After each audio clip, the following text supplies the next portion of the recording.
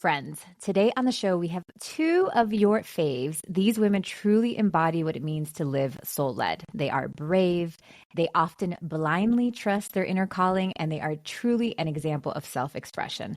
Welcome to the show, your favorite podcast besties, Krista Williams and Lindsay Simsek of the widely popular podcast Almost 30. Hi, my friends. I'm so happy to have you. Hello. Okay, so for those of you who may not be familiar, Krista and Lindsay are the two co-founders and co-hosts of the widely popular podcast Almost 30, which has reached over 100 million downloads and built a global community around personal growth, spiritual exploration, and conscious living. What started as a conversation between friends navigating the messiness of their late 20s has grown into a trusted platform and movement for anyone going through a major life transition.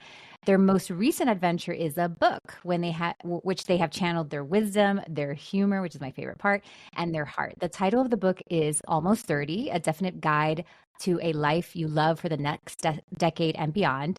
It's part memoir, part manual, and all soul, packed with journal prompts, insights from their favorite teachers, and stories that will make you feel so seen. Whether you're deep in your Saturn return, building a business, healing a breakup, or simply trying to trust yourself more, Krista and Lindsay offer the kind of sisterhood and guidance that reminds you that you're not alone and that you're right on time. So, all right, Krista, Lindsay, welcome to the show. Let's get into it. Excited to be here with one of our gals. Just could chat all day and looking forward to connecting with your audience. They're so special. Anytime we get in front of your community, it just feels so good. I'm happy to have you guys here. And we've never done online. I'm like, every time we've talked or been together, it's always in person. So, we'll try to make this work. Okay. So you guys are rounding up at the end of your massive book tour. So I really feel special to have you at this moment. I'm sure you're exhausted, but at the same time, I'm like looking forward to seeing like what the whole process was like. So I have written two books, and I feel like every book changes you. Like from the time that you're like thinking about it to the time that it's actually done, I feel like they transform me. And I always wonder if the way that the book transformed me is like that, how the reader is being transformed as well. And I was just like wondering, like, if you can kind of go back to the time that you guys were thinking about it, getting pregnant with it, and then like maybe starting to think about pitching it to now, what has changed? Yeah, I think for me, the writing of the book and really the entire process all the way up until this moment has, in a way, reconnected me with the creation process on many levels and taught me what's actually important about that process and what's not. Because I think putting out a book is like a beautiful blend of obviously pouring your heart and soul, blood, sweat, and tears onto a page, many, many pages. And then there's also the business of writing a book and putting a book out into the world, both of which are absolutely necessary and taught me, different things along the way. But it reconnected me with the focus, the just deep commitment that is necessary to create something like this. And I hadn't had that in a really, really long time. At the same time that we were writing the book, I was also pregnant. So I feel like I was kind of getting this double whammy of like what it really meant to be in a deep gestation and knowing what that feels like now, or being reconnected to that feeling. I want more of it. I want more time to focus on one thing, to let it kind of percolate, to be in private thinking about it and, writing everything onto the page without editing things and just kind of seeing what's inside of me before sharing it with the world. So it was such a refreshing process for me at the time, because I think for so long, like it was about quick content, putting things out like in real time, basically, and short form, and all of that is fun as well. But this was the first in a long time where I really got to dig in, to remain very deeply focused and almost like in my own world, and then share the finished product with the world. Yeah, I would say that in life, it feels like if you're really present to what you're doing and to the relationships that you're in and to your creativity and to what you're doing in the world, whatever you're present to can change you and really shape you and evolve. I felt like with the book, we had done all of the evolution to get to the point to write it. So it was almost like the book was our work and our life of the 8 or 9 years before we started writing. And so it was almost like my life had transformed me, Lindsay's life had transformed her, and then we were sharing in that process. And in the process of writing, Lindsay was pregnant and she was on her bouncy ball, and I was getting divorced. You know, my ex had moved out in January. We started writing the book a few months later. And so we were just kind of in both these big transition periods. And I'm so grateful to have had the book as like an anchor for me of like what I was doing and what I was focusing on, because I think if I wouldn't have had that, I would have felt a little bit lost and a little bit like needing a tether to like what my mission and purpose was at that point. And so it was a very powerful experience. But I think for me, the writing process was a joy and a pleasure. Like, I love being with my thoughts in my mind, and I love sculpting ideas and thinking about things. And, you know, I'm a philosopher in my own like belief. And that was really easy. But I think the hard part for me was more of the marketing and promotion and the belief in myself and the desire for success, and sort of like my Achilles heel of wanting to be very, very successful and powerful and seen and all of these things. And so it really shows you and teaches you like where you're still doubting yourself, where you're still small, where you still have limiting beliefs. And it was really helpful for us to kind of go into this process with like a really beautiful book writing process. Lindsay and I are just incredible collaborators. Like, there's never been a moment where we've ever had any sort of creative issue or problem. But I think I really struggled in the belief in myself and the real fear of failure that I had, you know, when we put out such a big piece of work. Do you think like any of that has gone away since, or still working on it?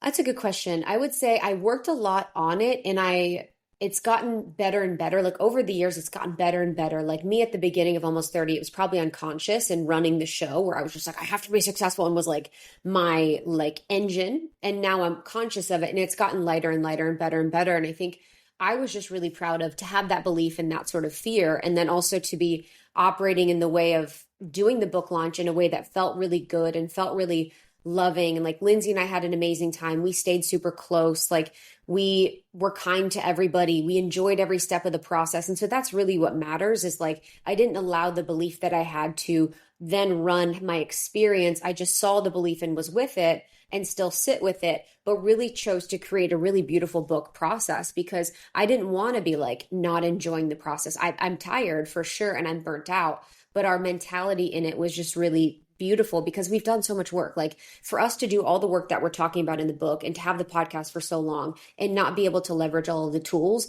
would just be a crime. Totally.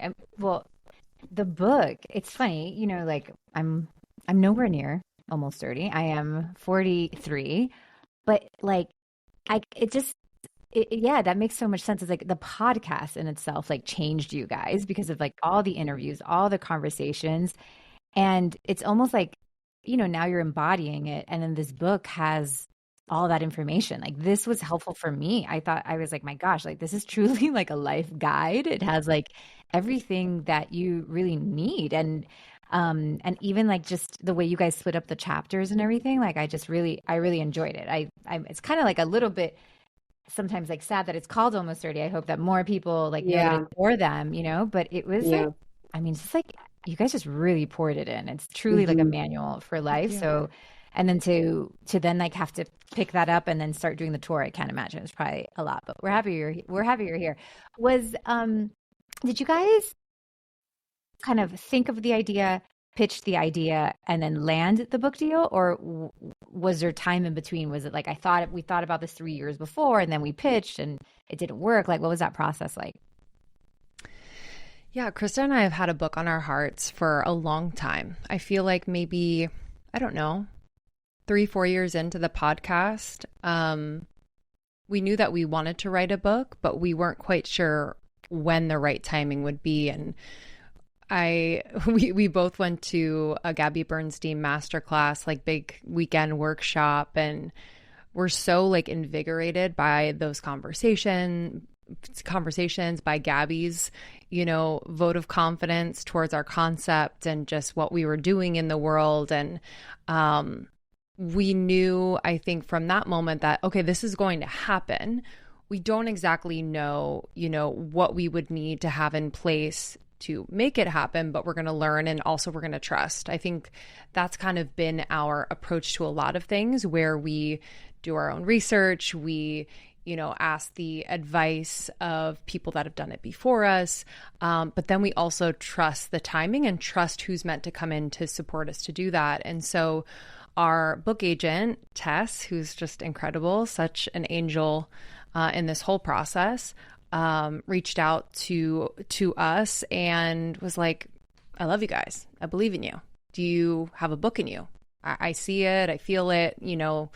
Let me know if this is something you want to do. And so she's really held our hand. And I'm so thankful for that, because I think her confidence in us and her belief in what we've done with the podcast, and then that translating into a book, just gave us kind of that extra push and extra knowing that this was the time. And honestly, Nikki, it was the flow that we caught once we knew that this was the time. We wrote our proposal in maybe 3 weeks total, maybe 2.5 weeks. And a proposal is a really kind of thick daddy. It's like this, basically meaty outline of your book, as well as the marketing plan and all the things. And so that was a joy to write over the holidays, I think in 2022. And then by February 2023, Tess basically had pitched this book proposal to a bunch of incredible publishers. And then we were in a bidding war with some of the top publishers in the business. And it was just such a surreal moment, honestly. And, we've had a lot of surreal moments with Almost 30, but I would say a handful have just really felt like, wow. This is coming so, I don't want to say easily, because I don't know if I can claim that, but it did feel easy at the time, right? It just felt like everything was coming together. And we, we chose our publisher, St. Martin's, and from there started writing a couple months later. And it was just confirmation for me that when we are able to trust and able to just really lean into what we've built and not need to over explain or push or anything, we can produce something really, really incredible. So yeah, I have to say that process proved to me that when you're in alignment, it doesn't need to be this crazy burnout of a process. Yeah, it's almost like the moment with the book. I'm a pusher. And so when we had the book process happen so beautifully, it almost put a mirror to all the things that I push. And it was like, oh, this is what it's supposed to be like, where it happens easily and naturally. And I've noticed that quite a bit in my life and I was thinking about it this weekend. This is so silly, but I've never flown first class on an international flight. And so it was always a dream of mine to have a lay flat on an international flight. I was like, that's my dream, da da da da. And so this weekend I was flying from London and I upgraded and I was like, I'm going to do lay flat. This is the trip, whatever. And it was almost like it felt so normal and natural because I had calibrated my vibration to a frequency that would match that. And so it actually didn't feel abnormal. It didn't feel like it wasn't meant for me. It felt natural because I was at the vibration to receive that. Again, I paid for it, but I'm just saying it felt like a match. And with the book, it felt like such a match where there wasn't anything, there wasn't gripping, there wasn't pulling, there wasn't proving, there wasn't anything but we are here to create this thing and there's people that want to support us in this process. And so just from a learning perspective, yeah, it just makes me look at what I do and what I create a little bit differently because it was just the way that it should have been, moved like water, just going against the path of least resistance. But it was really beautiful. But what I'll say just importantly was, I think for both of us, we wanted to be the people that could write this book. I live a life of integrity, but mostly truth and authenticity. And it's very hard for me to not do something that doesn't feel true for me, or I don't feel like I have the things to say. I could never write a book that didn't feel like I had learned a lot of what I had was writing or what I was teaching or what I was speaking to, like the karmic debt of that is just so great. And so to have the experience of being the people that could steward the information and the lessons and the learning that we wrote the book was also very important to us. And I felt like after 9 years, like we were the people that could actually write the book. So I think that for me was like to have the cellular experience of being the person that could write this book for both of us, I think was really important. That's I love that story and like just knowing you guys for so long. Like I know Lindsay is like, oh, this is the best feeling because she's always like, that's the feeling like she's meant to exist in. And I love that for you, Krista, to like, yeah, to like see the difference sometimes and how we all do that. And that's such a great example. And for me, I feel like that's such a reminder, not necessarily to like sit back, but also to kind of notice like when there's too much of a push or when you're actually flowing a little bit and moving into that vibration, which I'm sure probably wasn't super conscious, but I talk about that a lot on the podcast. Like basically, if you're vibrating at a 5, but you want something that's vibrating at an 8, like you have to move up and vibrate at that 8. And that's when it becomes more of a match. But I guess we could cross over at a 5 and like bring something in that's an 8, but that would be more of the push. And it doesn't, it's almost like we don't have like the root or the trunk to be able to like hold up that vibration because we're not really there. Yeah. In Kabbalah, they talk about the vessel. You know, a lot of times the creator helps to build your vessel, to expand your vessel to hold that type of light. And, you know, a lot of times in, you know, the Christian tradition too, they talk about it in the Bible, like you're not going to be given anything that you can't hold. And I think a lot of times people want things that are actually out of their vibrational capacity to hold. I was talking about this with a client today where she's doing cacao ceremonies where she lives. And she's like, now I want to make it my business and do it all over the world. And it's like, if you can't hold the vibrational frequency of doing cacao ceremonies in your hometown for a good amount of time to expand your capacity, to be really good, to be really seasoned, to be really confident, you're never going to go be on a huge stage and like go from here to there. Like there is a sculpting, there is a vessel building, there is an expansion that you require over time to be able to hold the type of success, the type of notoriety, the type of abundance that people want. And I think I've really learned that over time as I, you know, seek to create more and do more with my life. It's like I'm only given what I am able to hold. Right. Have you guys ever thought about how to expand what you can hold? Like, do you have any thoughts about, are you consciously doing that? Yeah, I think just for me, because I was just mentioning it, like I actually, when I'm in, like when I was on my lay flat flight, when I was flying internationally, I love that. I was just laying there and I was like, I literally was saying to myself, I was tapping and I was like, this is right. This is natural. This is my new experience. Like, this is right. This is natural. This is my new experience. And I really was just cellularly making the experience of flying first class internationally something that felt normal and natural to me and something that felt easy. And so I think what we can do is whenever we're in the moments of expansion or, you know, we're in the moments of a little bit bigger holding of capacity, maybe you have more people in the room if you're a speaker, or maybe you have more money in the bank, or maybe you have more love in your life. You actually have to be with yourself and be with the fear that comes up and like regulate your nervous system and your body somatically to be okay in the experience of the greater abundance or the greater fulfillment or the greater joy. Because a lot of us have our set point. You know, Gay Hendricks talks about the set point for happiness, the set point for abundance, the set point for joy in our life. And to have more of it, we actually have to expand that capacity. So I will tap, I will be present with the feeling, and I will just integrate the feeling somatically in my body to really allow my body to feel safe in the experience. Yeah, I mean, it's like a real thing. And then so many of us will sometimes we sabotage ourselves like in those moments as well and only have like a blink of it. Like that would be the only time you did first class, but you didn't do it again because, you know, you didn't be there. When I moved here, we had bought all this land, but we had also bought this little house at the bottom of the land and we were building our house. So every day I would, you know, be able to look at the land and see the house being built. And the building process is a very slow process. But our house actually came in, it's a modular. So it actually came in 4 pieces, like a Lego. So getting the land ready and like laying the basement and all that, like took the normal time. But once the pieces were ready, they all showed up in one day. And, from one day I had no house. And at the end of the day, I had a big house. And I remember like my body in that moment just being like, what, like I was struggling. Like I had to call my brother and I was having these memories of my father had like a big tick in his, like he was going up, up, up in his career. He's a doctor, but he had bought all these practices. They were making all this money. And when he hit that moment, he just like lost it all, like right after, because it was so sudden in many ways. And I think like we all think we want like that sudden change, or that's like sudden movement of being able to have that capacity to hold more. But if like you have not trained yourself, have the, you know, like you were saying, like the tools, like it's easy to like mess it up in that moment. So I just remember having to be like, this is my new reality. You have 30 acres, you have a big house, like you brought yourself here, and like having to be able to sit there because there was a part of me that didn't want to, you know?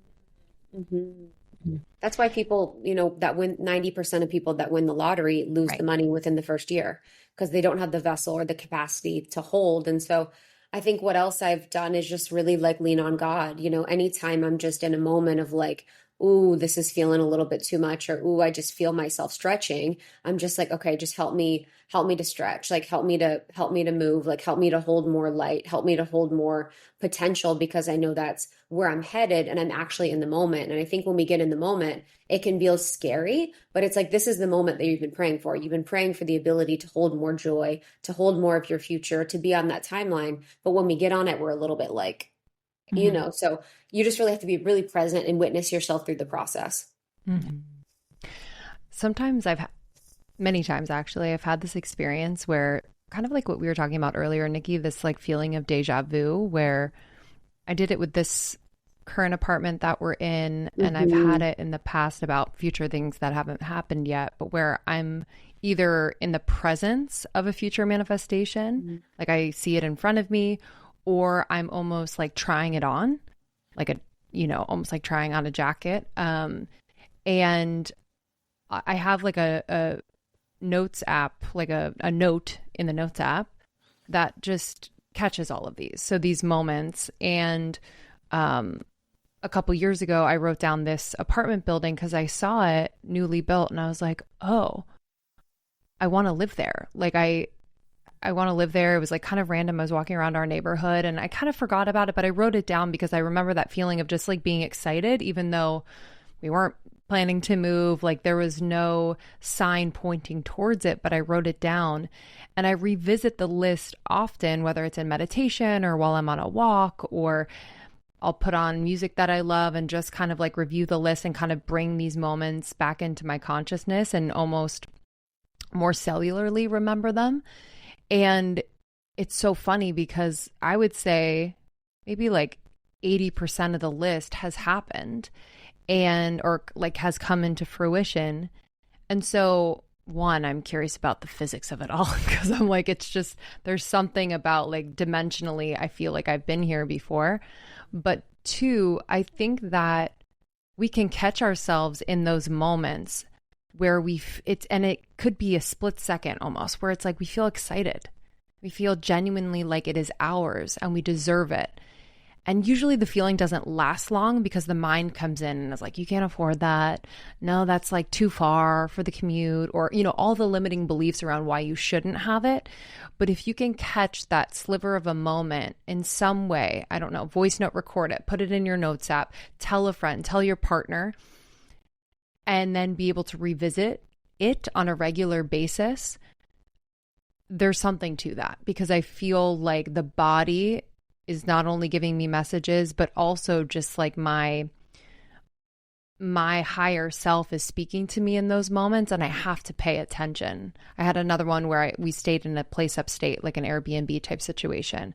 And I walked into the house. I was like, this is my house, even though I don't think that's my house. But I was like, oh, we're probably going to have a home maybe in this area eventually or something, because I walked in like it was mine. It was like the weirdest thing. So I try to capture these moments because I love that girl who is like confidently stepping into these moments. And I want to remember her. I want to get to know her. I want to embody her more. So yeah, that's been a fun, but also very effective practice when I do it consistently. Yeah, I love that notebook, and thank you guys. Like both of what you just shared was just so valuable. And I think the flip of that, funny enough, we were talking about off recording, was I was saying, guys, oh my gosh, like I haven't, in a way I haven't reached out to you because I know you've been so busy with the book tour. And in a way, as somebody who, yeah, wants to experience these things that you guys are currently experiencing, at the same time, my reaction was like, oh no, like that's too much. Like I would be exhausted. Like how would I leave my kids? I have 3 kids. Like all these things were, I see 2 of my friends doing something and I'm like running all these reasons why, like that would be horrible for me. But in the weird way, it's also something I would want. Right.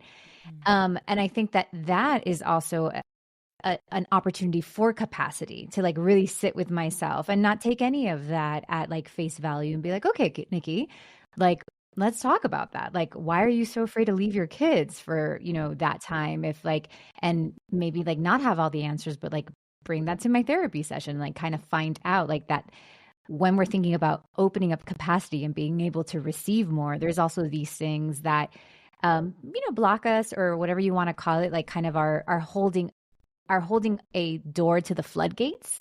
And like sometimes when you're able to look at that thing that is holding the door, like that can change your life, but so being able to see it when you're seeing somebody else like express the capacity that you ultimately want. So that's been great for me to watch you guys.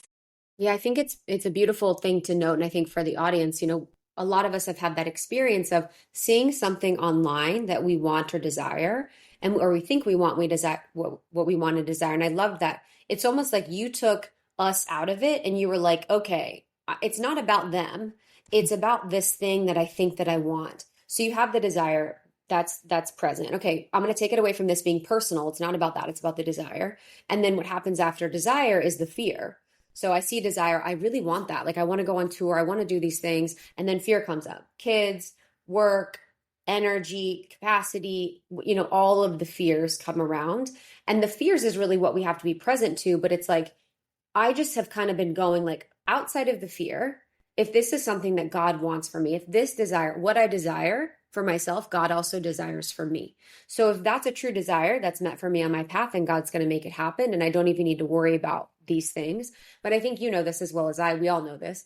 This is the fears is what stops most people. So the fears are like, okay, I'm never going to go for that because my kids, all this stuff. But all of these things actually can be solved, can be supported. Maybe you take the kids on tour. Maybe you do a small tour, like I think that's what's been beautiful about being a coach working with women is like we can take all the fears and we can get really curious about them because there's actually no fear or thing that could stop people from doing what it is actually that they're meant to do or what they're called to do. But it's funny, on the book tour process, like I think that's been our experience with doing a lot that we do. Like it is beautiful. It's the best. It's so incredible and it's exhausting. Like I don't have the time to also show how tired it is and all the things that we go through. I try my best to be as authentic as possible, but it does take a certain amount of time and energy. I'm not married, I don't have kids, so I'm able to do a little bit more than someone else that's in a different space and capacity. But it is really something that I think in the end, doing 60 podcasts, doing multiple cities on tour, doing a lot of press, doing a lot of preparation, doing an online event, doing all of this stuff was a lot of energy and a lot of time and a lot of consideration. So all of the fruits of the labor look really beautiful and they are beautiful, but it also isn't without, stress and isn't without fear and isn't without, are people going to buy tickets and isn't without all of these things. And it's really important that people know that because a lot of people want to do the tour or want to do the book and the stuff, but you do that and you see the book came out, it's exciting. Yeah. And we were terrified for parts of it. I had deep fear for part of it. Like the tour came out. I don't know if people are going to buy tickets. I don't know if people are going to come. Like the fears and the thoughts still come in. We know how to be with them and sit with them, but it doesn't stop at any level that you're at. And as much as the joy and the beauty can look really fun, there still is an entire process of us working with fears and limiting beliefs as we go through. Mm-hmm. Yeah.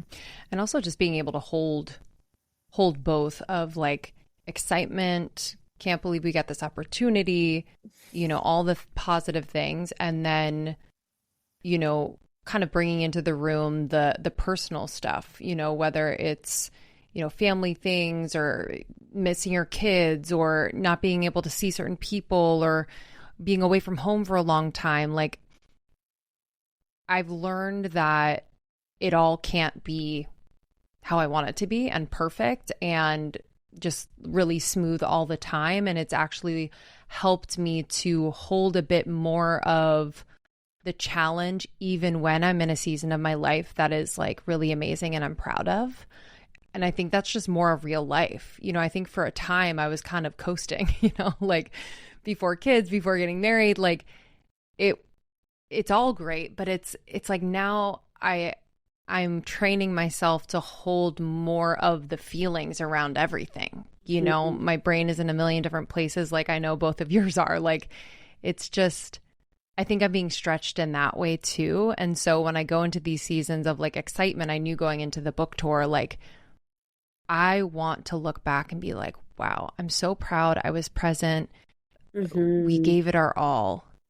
And I also know that I'm going to have moments where I miss my child, where I'm worried about this, where, you know, like all the things come in. And so I've just had to become more realistic because I think I was like fantastical for a little bit, you know, about like being happy all the time or being proud all the, you know, it's like it is both and more. So, well, it's weird. It's like, okay, both things that I wanted, that I'm praying for are happening. I have a family and a child.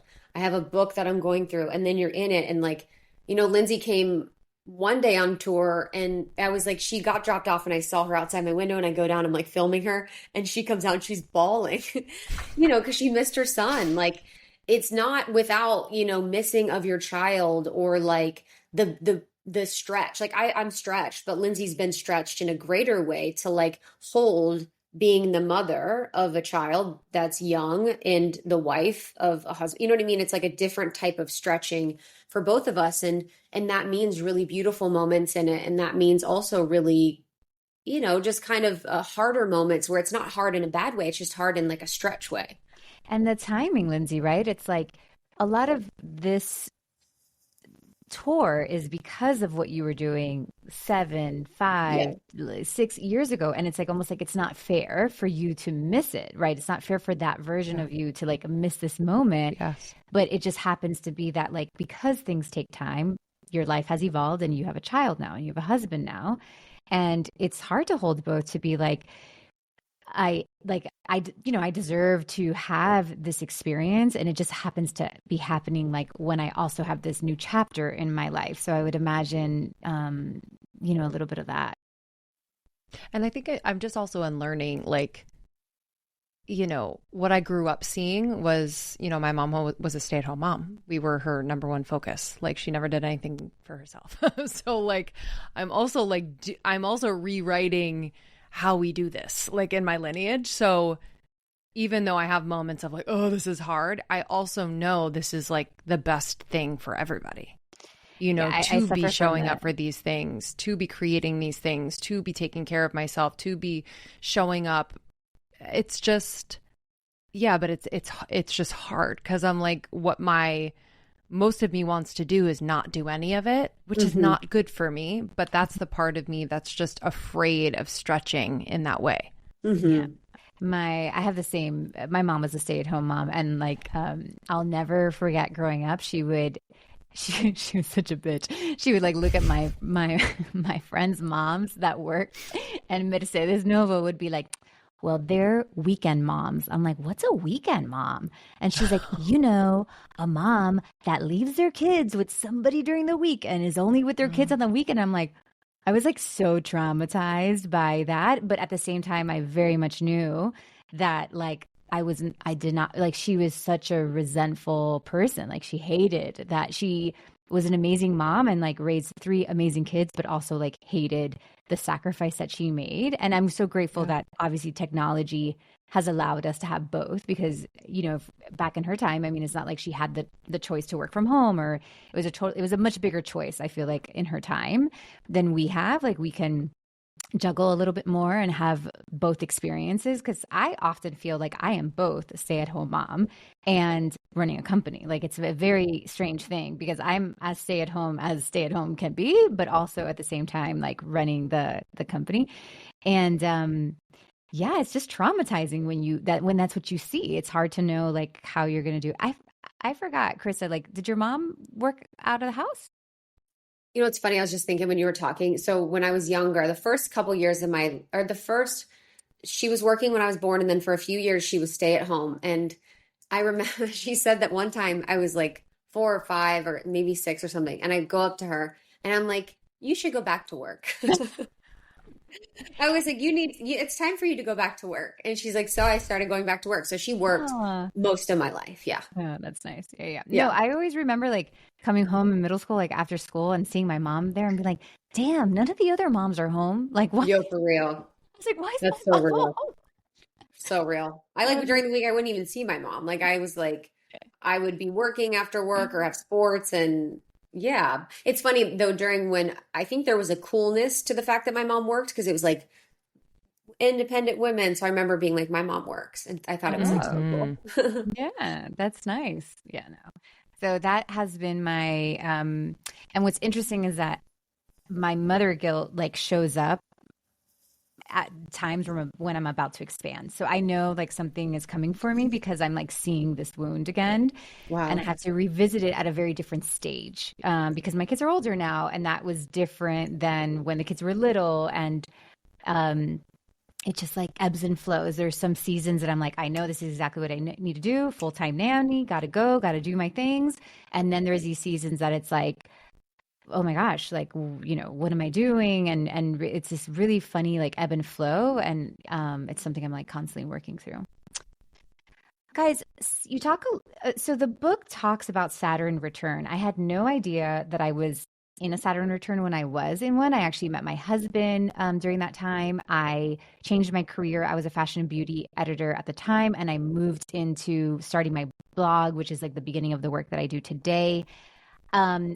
And after I realized like I actually remember doing a reading on somebody. So I was like mid-30s at this point, and I'm doing a reading on a client that actually came from almost 30. And I remember like looking at her and being like, oh, you're just like finishing a season that was really almost like you went a little bit backwards, you a little bit forward, a lot changed for you. And it looked like it was like this 3-year season. She's like, oh, I just finished my Saturn return. And I was like, what is that? So I was like very late to the party of like what a Saturn return is. Can you guys explain what that is? Yeah. So your Saturn return, and we also did not know when we were going through it. We found out on the podcast from an astrologer. But when we found out, we were totally liberated and everything made sense. So astrologically speaking, this is an event that everyone moves through. It's when Saturn, the planet, comes back to the place it was in the sky when you were born. And why this is significant is because Saturn is a planet that will come in kind of like your cosmic dad, and with a lot of tough love, just really be clear and point out the areas of your life that are no longer in alignment, that really aren't you. And maybe you thought they were you because your parents told you that this is, you know, something you should do, or society or school, what have you. And so it can feel like your life is falling apart. It can feel like you're questioning everything you've ever known. And it could just feel chaotic. And a lot of people feel like they're, you know, going through a quarter life crisis of sorts. But really what's happening is that you're being called to get to know yourself on a much deeper level, to get to know yourself on a soul level. And it's that switch and really turning inward and knowing your soul that it changed my life in terms of the decisions I was making, the relationships I was involving myself in, how I felt about myself and about the course of my life thus far and in the future. And it definitely rocked the boat. You know, it rocked relationships that I had currently. It, you know, made people question whether I was okay. You know, I was kind of veering off on another path from their perspective, but what I was really doing was walking back to myself. Neurologically speaking, during this time, there's something also very interesting happening. So around 26 or so, your prefrontal cortex comes online. And this is the part of the brain that is responsible for decision making and long-term planning, emotional regulation. So it's kind of cool that like all of this is really like syncing up, coming online, and you're really becoming conscious, because before this time, your emotional part of your brain was really running the show. And I'm sure a lot of people can relate to that, having very like impulsive moments in say their early or mid 20s. I had many. So it is a really, really important time in your life. And we feel, and part of the reason why we wrote the book is that this time in your life can really get you in right relationship with change, because it's going to happen again and again in your life. And so how do you show up to it? Who are you when you show up to change and move through it? And so the fact that this isn't talked about on a wider scale is kind of shocking, because I think a lot of people feel alone, but everyone is moving through it in their own way. For you, Nikki, it was career, relationship themes, which is very common. Some people, they get a divorce. Some people, they get married. Some people move across the country. Usually there's like a big change, but it brings with it, so much that needs to be tended to, most internally. But yeah, we know that if people are serious about this and really take it to heart, then their life can change for the better. Yeah, it's a regular conversation in my house that my daughter is 20 and her brain is still forming. I constantly have to tell Penny, she's not 25 yet. She's not 25. We got to ride it out. We got to ride this one out. It is like the most fascinating thing to like watch. Because I feel like you remember your 20s. So I'm like watching Allie. She just turned 20, August 1st. Wow. And we're just like, it's a show. I'm like, pass the popcorn, Benny and I. And we're in such different stages. And like, we're young obviously like young parents to a 20-year-old. So where my parents, I feel like were so stressed when they saw me during that season. But like watching Allie, I'm just like, this is going to be fun. So I actually asked her to read the book. Maybe she might not read it this year, but I'm sure in a bit it'll come up, because it's so valuable. But I mean, really at any age. I had a few favorite chapters.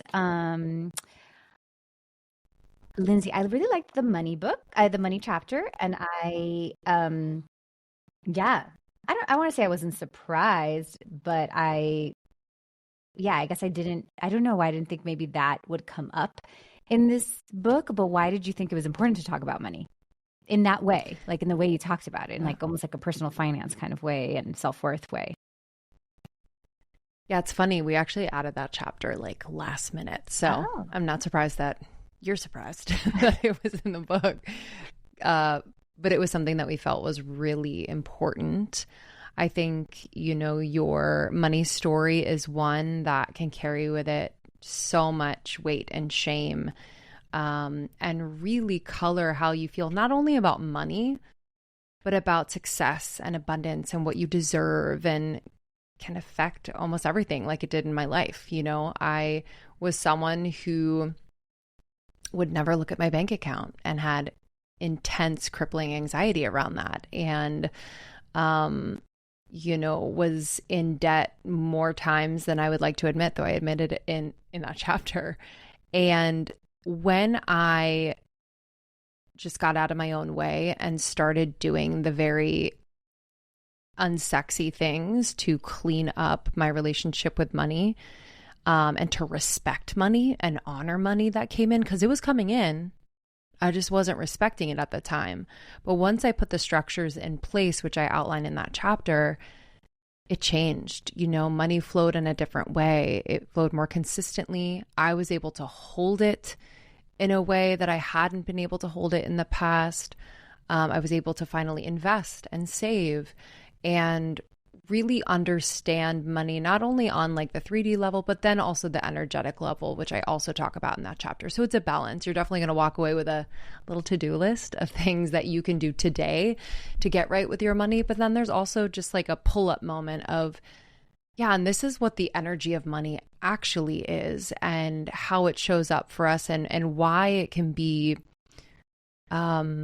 such a strong force in our lives, because it's deeply rooted in our early life. And so how we saw, our parents handle money, how we heard them talk about it. Maybe, you were in a culture or a community that had a relationship with money that is coloring how you see it and work with it today. And so we just want to get honest about it and understand that, that relationship with money is, in essence, I think, just a relationship with yourself in another way. I think speaks a lot to like self-respect and self-worth. So it was a fascinating journey that I went on, not only writing it, but just like kind of living through it over those years in my late 20s. And it's something that I never really talked about publicly. And so to write it was actually very cathartic. And I've heard from a lot of people like that chapter was actually very, very helpful. And even though I'm not an expert, but we had so many experts on the podcast, I really kind of created my own mosaic of what worked well for me to clean up that relationship. I love that. Guys, what is next for the brand and the show? And like, I don't know, you've accomplished something so big, and it's kind of like you just had a baby. I'm asking you if you're going to have a second baby, but that's not really what I'm trying to ask. But yeah, any thoughts of what we're going to do the next few months or next year? Just live your life. Yeah, I think it is. It's like, if we want to be people that are breaking the paradigms of like the continued doing or the continued progress in a certain way, what does that look like? It looks like actually taking respite and actually taking time to kind of be with the work that we've done and to kind of be with the process of this book and really be with the book. Like, it's such an amazing book, and it's been something where I'm like, I do want to focus on still getting it out in the world and getting it with people. And so as much as we can still continue to create and still continue to show up and, just do an amazing job. I think that's what we're focused on in this now moment, is like, how can we rest? Because I think I don't want to be in the process of creating something from the energy that I'm in right now, which is exhaustion and which is like just so tired. And so if I start to turn to the next thing, I'm going to be creating it from that energy. And so really waiting until we have like more of an energy and more of like a desire, for creation, but really it's like enjoying the process of what we've done and enjoying the fruits of our labor is really where we're at right now. Yeah, and like letting the book do its job. I have a prediction for you guys.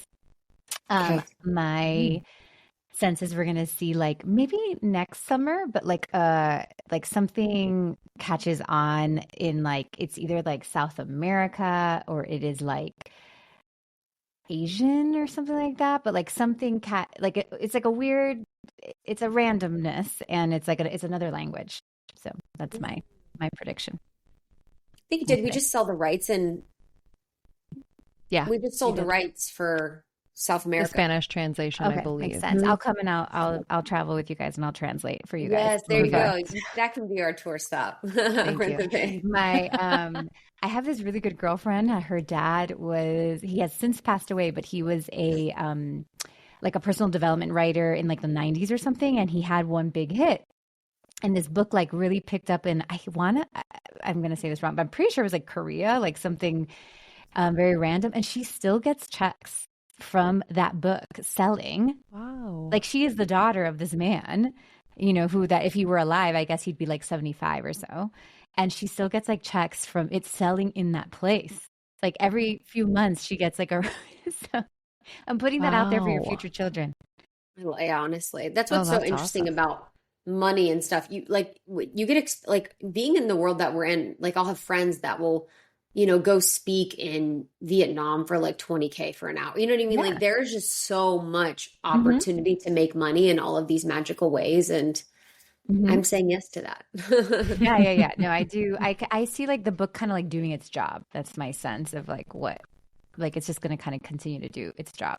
Okay. Before I let you go, we have a lot of people here that, just love you guys and love what you've done and love what you've built and love seeing your success. And also are creators and would love to create on their own. So I, would be doing them a disservice if I didn't ask them like kind of like not marketing questions, but yeah, I guess kind of. So one question is, unfortunately or fortunately, and this kind of goes back to our capacity conversation, but in order, like I might have a book idea in me, but the truth of the matter is that for a publishing company or an agency or an agent to be interested in me, I have to have a platform, like I don't want to like limit what I'm saying, like limit anybody.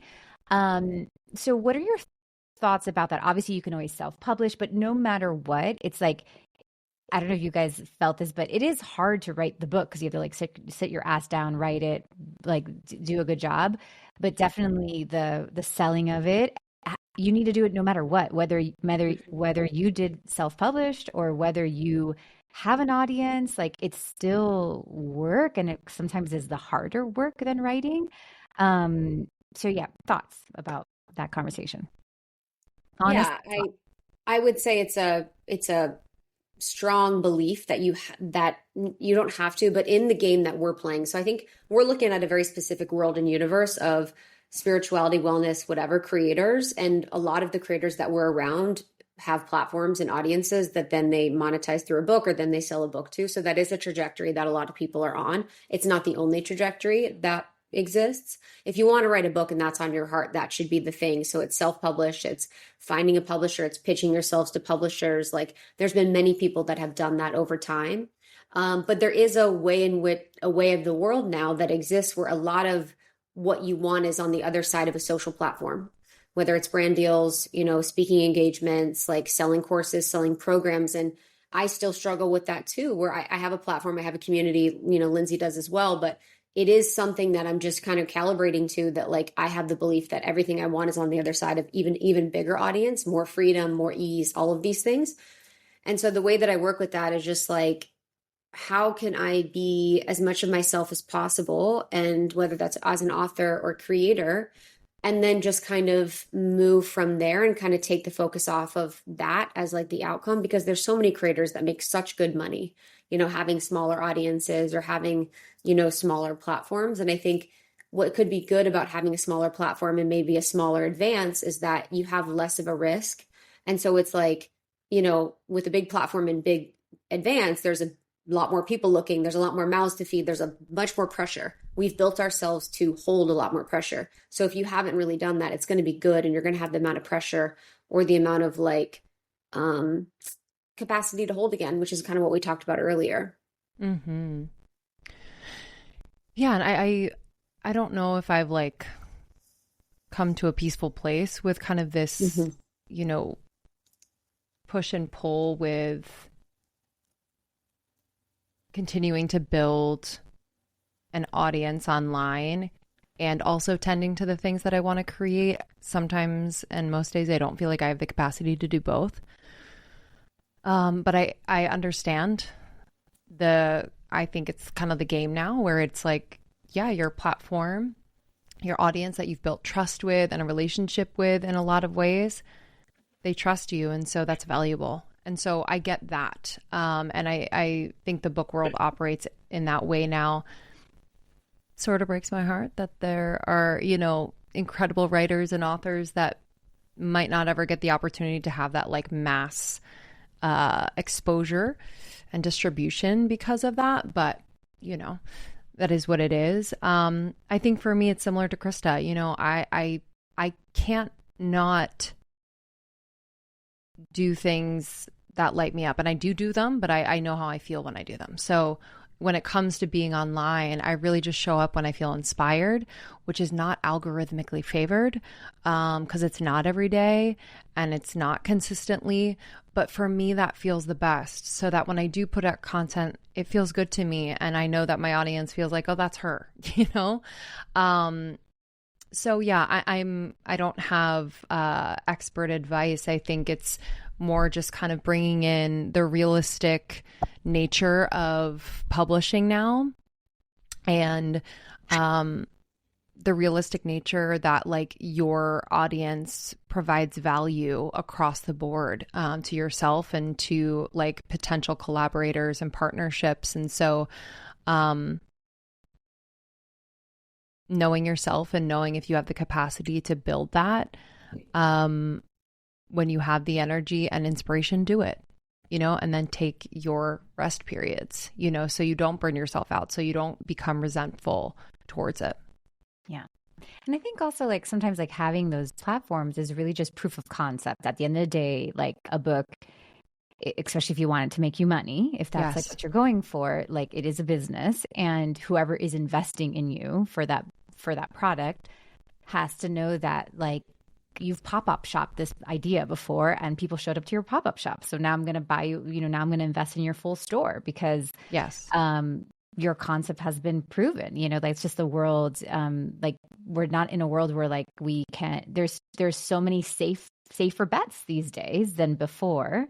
So it's kind of like you're just kind of proving that your concept, like you're proving that, that what you talk about will sell, Definitely. So that's kind of what it's part of. Yeah. Well said. All right, guys. Well, I love you so much. Thank you so much for sharing and being here and just writing this book and adding value. I love you, and I hope you get deep, deep sleep. I know. Chris is about to go to sleep for 7 years. We appreciate you and love you and just appreciate your community. We know they're incredibly aligned. We get messages from them quite often, and just love being in friendship with you, Nikki. You're the best. You walk your talk. Actually, do you guys know you kind of gave me my first big break? I mean, that is the truth. Really? We like, randomly met at that thing in Austin that we were both speaking at, and then spoke with you, Lindsay. Right? Yes. Thank you. The Good Fest, exactly. I remember you were wearing like those white boots, and I thought they were so cool. Krista. Oh, Lindsay had a white boot. Or was it Lindsay? I had a white boot era. No. I was wearing a pink sweater, a cheetah skirt, and then white boots. Lest we forget. Yeah, mind your own business. I'm not going to, guys, I was doing some research yesterday to write the questions, and I did find some like very questionable photo shoots of you guys in your early days. What do you mean? Mind your own business. Like these outfits. Like what in the... What do you mean? We had no business doing most of those, but you know what? No regrets. We had a good time. We had no fashion sense. We never had a stylist, clearly. I have many dreams in life, and 3 of my dreams are having every single one of my exes at a dinner table and having dinner with all of them together. The second dream is voiceover for a Pixar movie, and the third dream is scraping the internet of every single one of those photos. Those are my 3 dreams. No, they were like the best. It was just like so... It's nice. Whenever I fall in love with somebody who like online that I really like, let's say like that I like, I'll go to their YouTube channel and I will look at their videos from the first video that they ever put, and I don't do this anymore, but I did this when I first started, and I would look at like, oh, look at how ridiculous they looked when they first started, and I look a little less ridiculous than that, so like it's okay for me to go forward. So those are very important. Those photos must remain. No, there's whatever you say. Honestly. It's just like it's just people still use them. That's what I think is like annoying. I was speaking at an event last week, literally used a photo from 2019. I was like, how was 6 years ago? Do we even have, this is so stupid, but like on the website, I'm like, do we have, there should be a button. Like I've seen other people where it's like download the most recent like headshots. Or we have that. But for again, like for your audience that are creators, it's like, you have to be ready to have embarrassing stuff out there about you. Like, can you handle that? You have the capacity to hold the capacity for cringe. Like what is your cringe capacity level? It needs to be high. Like ours is so high. It's like I made someone on my team recently. I was like, will you please Google me and see what comes up? Like I can't do it. That. I'm like, that's not for me. Let me know. I don't have the fortitude and strength. I have fortitude and strength, but not for that. Yeah. Isn't it crazy how like the more audience you grow and stuff, like, yeah, you just I don't know, you become like a little bit more put together or something. Like there's just like, there is an obvious like change. My daughter, who's like such a, 20-year-old, and she'll always be like, oh, you look so much better now than you did like 10 years ago when, and I was like, you're such a bitch, man. It's just because like I have more money now and I can like spend more money on myself. And like but she just says like, yeah, I guess it's normal. You look tacky in the beginning. Be like, girl, wait for your glow up. Right now, you're going to look back. I mean, real. Dang. So real. She's going also, what is that? It's like, I think you just always think you look the best now. Like, right. I think that's like our brain. Like I'll take a photo of me yesterday and I'll be like, I look so much better today. Like, I'm like, wow, thank God.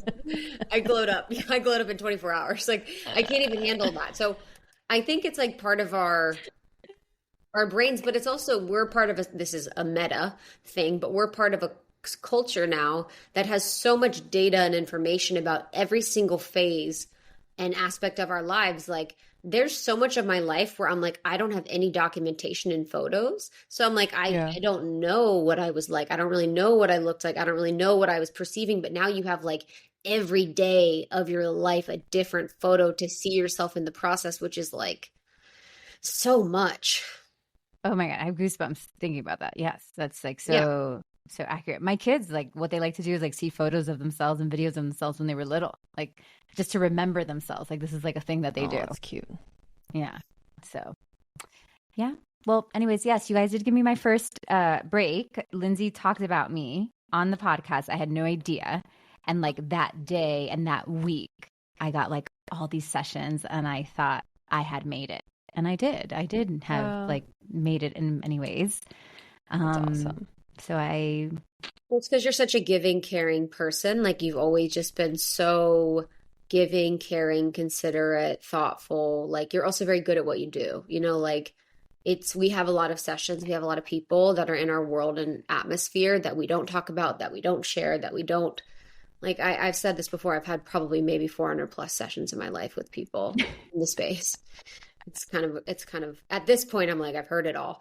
But you're all of the things, you know, very good at what you do. And then also very good and considerate. And you've helped us through a lot in our lives. And so we're very, very grateful. And so putting you on feels natural and easy. And yeah, it's just been a pleasure to kind of grow and evolve with you and like know that you're there and like have a person that we always feel like connected to, that we can count on. Like it's just such a joy. Mm-hmm. I love you guys. I love us. Love and you. we were obviously doing something in another lifetime that brought us here. Magic. For sure. All right, Photo guys. Love you. Rest. Yeah, honestly, cringe photo shoots. Guys, grab this book. Yeah. Available in all the places, your local stores, but also online. You're going to look back at it over like time and time. It truly is very, very valuable and just needed. So thank you guys. Thank you. We love you so much. And then we also have episodes of Nikki on Almost 30. We've been on your show before. So you guys can cross-pollinate, collaborate, listen to all that stuff. Thank you. All right, guys. And you rest.